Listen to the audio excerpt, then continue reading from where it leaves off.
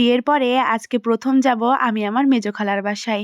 তো সকাল সকাল উঠে রান্না বান্না শুরু করে দিয়েছি, কারণ আমার খালাতো ভাই আসবে আমাদেরকে নিতে। গ্রামের দিকে নিয়ম হচ্ছে নতুন জামাই বউকে নিতে আসতে হয়। তো আসসালামু আলাইকুম সবাইকে, সবাই কেমন আছেন? আশা করি সবাই অনেক ভালো আছেন। আলহামদুলিল্লাহ, আমরাও অনেক ভালো আছি। আমার খালাতো ভাই ফোন করে বলছে আমি আসছি। তো তাড়াহুড়ো করে আমিও রান্না বান্না শুরু করে দিয়েছি। ফোন করে বলে আমরা চলে এসেছি। তো তাদেরকে নিতে আপনাদের ভাইয়া চলে যায়, কারণ তারা আমাদের বাসা চিনতো না। তো আমি আজকে তাদের জন্য শুটকি মাছ রান্না করেছি, মুরগির মাংস রান্না করেছি, গরুর মাংস, সিম ভাজি করেছিলাম, ডাল রান্না করেছিলাম, আর অনেক কিছু করেছিলাম। বাপের বাড়ির কোনো আত্মীয়-স্বজন আসলে মনে হয় যে অনেক কিছু রান্না করব।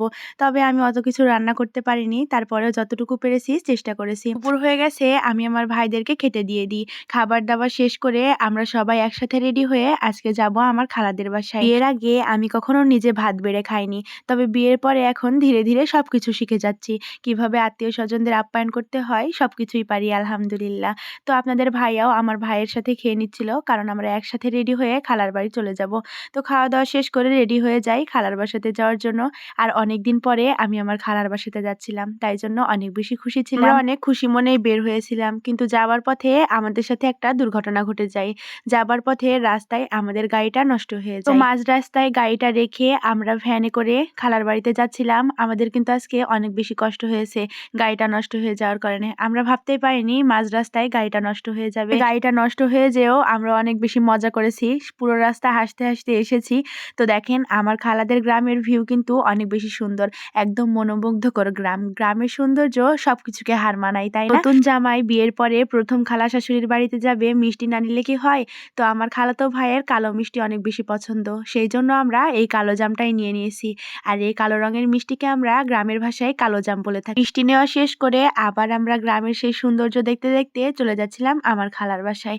আর আমার খালার বাসায় যাওয়ার পথে কিন্তু অনেকখানি হাঁটতে হয়। আমরা দুইজনে মিলে হাঁটছিলাম, আর আমার খালাতো ভাই দেখি বাসায় গিয়ে সাইকেল এনেছে আমাদেরকে এগিয়ে নিয়ে যাওয়ার জন্য। তো আমিও জেদ ধরে বসেছি আমাকে সাইকেলে চড়িয়ে নে, কারণ ছোটবেলায় সাইকেলে চড়েছি, তারপরে আজকে বড় হয়ে সাইকেলে চড়লাম।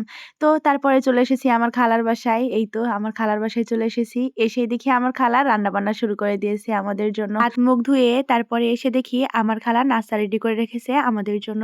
তো সবাই মিলে একসাথে নাস্তা করছিলাম আর অনেক বেশি গল্প করছিলাম, যেহেতু অনেকদিন পরে আমার খালার বাসায় এসেছি। খাওয়া শেষ করে অনেকদিন পরে এসেছি যেহেতু, তাই জন্য সবাই মিলে গল্প করছিলাম। গল্প করা শেষ করে রাতের খাবার খেতে বসে যাই। আর আজকে আমার খালা রান্না করেছিল দেশি মুরগির মাংস, ব্রয়লারের মাংস, বেগুন ভাজি, ডিম ভাজি, অনেক কিছু রান্না করেছিল। আমার খালার হাতের রান্না কিন্তু অনেক বেশি মজার, আর আমি আমার খালার থেকে কিন্তু অনেকগুলো রান্না শিখেছি। অনেকদিন পরে খালার হাতের মজার মজার রান্না খেতে কিন্তু অনেক বেশি ভালো লাগছিল।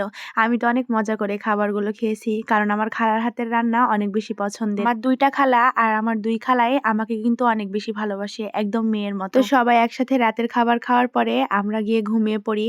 আর ঘুম থেকে উঠে সকালবেলা দেখি আমার খালাদের অনেকগুলো পান ভেঙেছে, কারণ আমার খালাদেরও পানের বর আছে। তো সবাই মিলে একসাথে পান গুছাচ্ছিলাম, আর পান গুছতে বসলে কিন্তু অনেক বেশি গল্প করা হয়। খালার ভালোবাসা কিন্তু সবার ভাগ্যে জোটে না, তাই না? কার কার খালা আছে অবশ্যই কমেন্টে জানিয়ে যাবেন। আজকের ভিডিও পর্যন্তই। আল্লাহ হাফিজ সবাইকে।